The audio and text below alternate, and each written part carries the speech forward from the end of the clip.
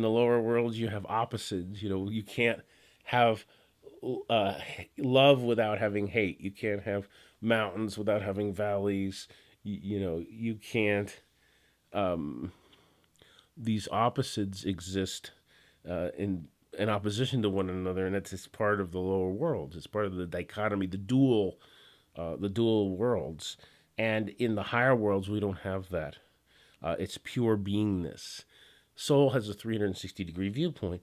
So soul is not home. When we're in these lower worlds, and we'll talk more so about the physical at this point, when we're in these lower worlds, like the physical plane, in a physical body, we're dealing with matter, energy, space, and time. We're dealing with illusion, and this whole thing is in a way is like a dream or an illusion, and the negative power's job is to keep us here, and it does a very good job of that, and usually it keeps souls in these lower worlds for millions upon millions of incarnations, if not longer.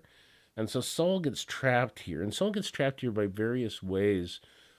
First of all, there's so many different planes. Even if soul manages to earn the right to spend time in the astral plane, maybe even the high astral or mid astral plane, which is rather heavenly compared to the earth, soul still is not home.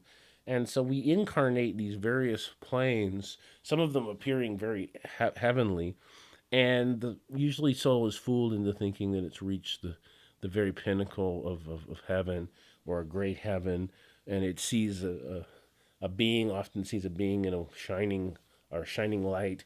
And this is actually the ruler, the lower world ruler, who convinces them that he's God, and it is a he because it's still an embodiment. It's still this is a great soul, a very powerful soul, who has tremendous powers given to it through the spiritual hierarchy, through the forces of the power of the Vardan. And so this great being is if you can call it, I guess, being is really just a administrator and a transformer for this tremendous power that flows through it, and it administers to the worlds below, including its own world. And so this, for all intents and purposes, it appears to be God, but in the lower world, it is not God. It is simply a ruler, a lower manifestation whose job is to keep us in these lower worlds and to trick us into thinking that we've reached the ultimate consciousness. And so when you look at gurus, you look at masters, yogis, different groups, you'll see that they're really astral, usually generally astral or causal realization. Um, I know there's one group that wears orange robes. The causal plane is primary. It has a tinge of orange to it. Orange is the causal. The astral's a pink. The mental is a blue. The etheric sort of a purple, a light purple to it. And the soul plane is a yellow, a bright yellow. And then as we go higher, it becomes closer to white. Um, and so the physical is green, and the sound on the physical is thunder, which is kind of telling of the physical world. The astral, it's the roar of the sea. Causal is the tinkle of bells, although you can hear other different sounds on these different planes. The mental is the running water. The etheric is the buzzing of bees. The soul plane is the single note of a flute, although some hear the enchanting melody of bagpipes. But these are sounds that transcend the physical.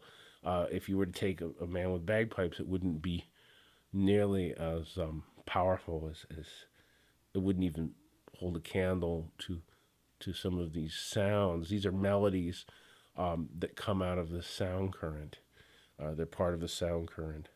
It's really hard to explain this. You have to experience it, and that's why you have out of body tours of travel and you have spiritual exercises.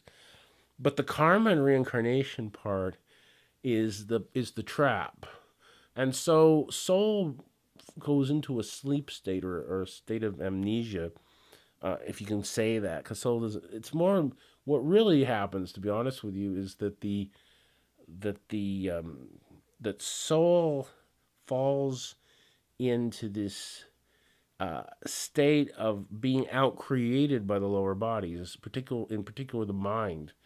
The mind begins to outcreate soul. These lower bodies start to outcreate soul, and often what happens is soul loses control over everything, because soul is of such a fine vibration, And so soul sort of, this is not the best description. It's not completely accurate, but soul is just kind of looking down, going, okay, because it loses control.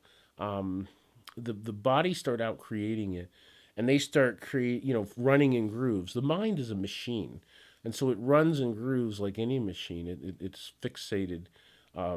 It's very difficult to change a mind. It's easier to change iron or steel than it is to change a mind. The iron and steel, you can take a big giant hammer and you can heat it in a forge and pound away. And any blacksmith will tell you, it's not that hard to change steel or iron if you've got the tools and the equipment.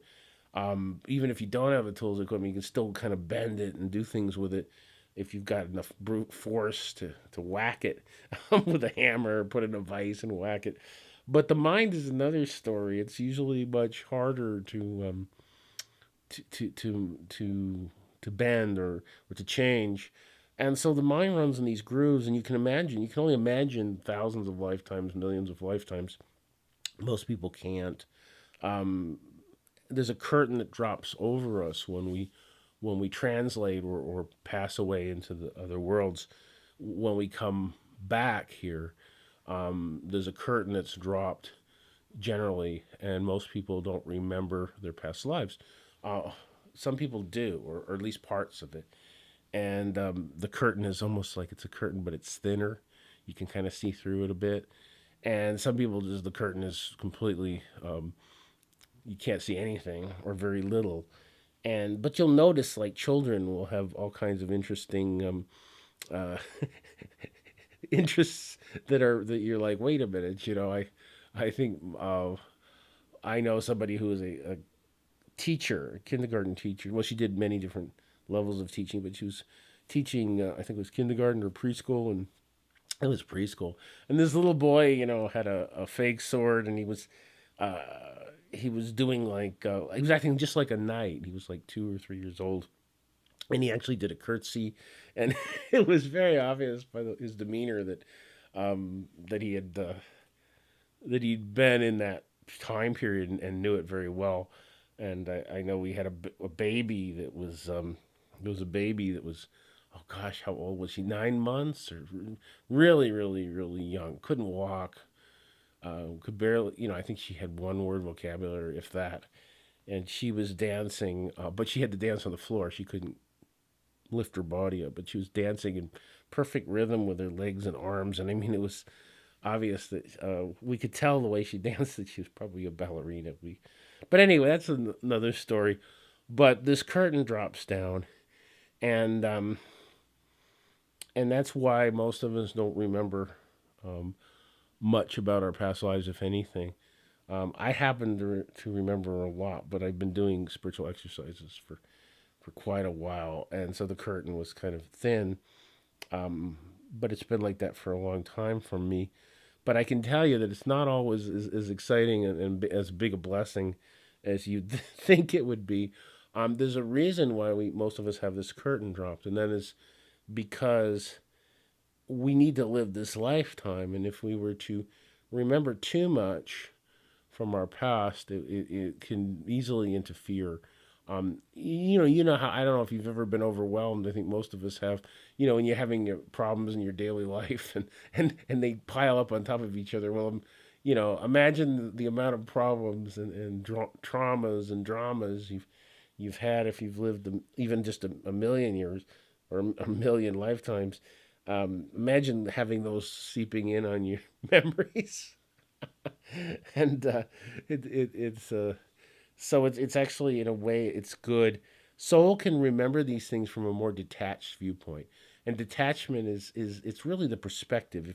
If you're looking at something from the astral plane or the physical, it can be very dramatic, emotional, um, because you're looking at it from a lower perspective, a lower body perspective.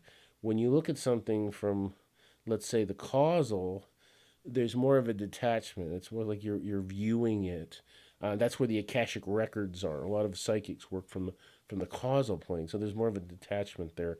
There are also soul records. When you're looking at the records from the soul plane, it's a much better position than the causal, certainly, because now you've got this 360-degree viewpoint, and you see things. Seeing, knowing, and being are some of the qualities of soul, our God self, our eternal self. Soul is eternal, of course. These lower bodies are not eternal; they're temporal. They're coverings, and they have a lifespan. The physical obviously has a lifespan, but even the astral, the causal, and the mental and etheric bodies or subconscious bodies have a lifespan. And each time you go up and you have less matter and more spirit, the lifetime is longer. So, on the mental plane, it appears that these beings are eternal, but in reality, they do translate, or they do eventually lose their body, but it's a very gentle thing, and it's over a long period of time. And they can also reincarnate down to Earth or one of the lower planes. So it's definitely temporal. The whole lower worlds are temporary. And we get into cycles here. When we're talking about reincarnation and karma, we're talking about cycles. I know most of you are familiar with astrology. That's a cycle. The zodiac is a cycle. In Vardankar, we have what's called the Vardan Vidya, and it talks about cycles and being able to predict the future and being able to see these various cycles. The lower worlds are mechanical in nature, very complex. The mind is extremely complex. The mental body, these various lower bodies are very complex, but they are mechanical in nature.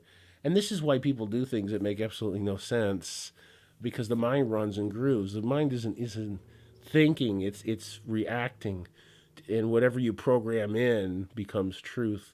And this talk about illusion. There's a tremendous amount of illusion here, at many different levels. And even when you drop one illusion, most often it's replaced by another illusion, and you kind of got to let go of that and learn to be detached. But no matter what you do, whether you read 1,000 books a year, 1,000,000 books a year, and listen to all these lectures, and recite poetry and write poetry, and play music and listen to music, and think and contemplate and meditate, you can do all of that till the cows come home. But it's kind of like you're rattling around in the head. It's like trying to the mind cannot solve a problem of the mind. Um, Kind of like letting try to have a computer figure out what it is. It's not. It's a machine. You're dealing with a machine. So trying to to understand life, and gain self realization and God realization at a mental or emotional or physical from that physical position of consciousness is impossible. What you end up with is dogma, is opinions, dogma, ideas, opinions, emotions, feelings. People say, I have a feeling, or I know. But a lot of times they don't know. It's not knowingness or beingness in the case of soul, where soul has awareness of knowing or being or seeing. It's not that kind of recognition. It's more of a feeling, a gut feeling. And in a way, that's the illusion. It appears real, and it is real to that individual, but it's not truth. Well, it's their truth. Um, and a lot of people say, well, everybody's truth is the same. Who's to say one truth is better than another? Well, if you want to deal with illusion, that's true. The drug addict, bad example, but the drug addict has, in his mind, the most important thing in life is to take his drug of choice, and for him that's very real. And then later, if he finally quits, then he sees the folly of that, and how ridiculous it was.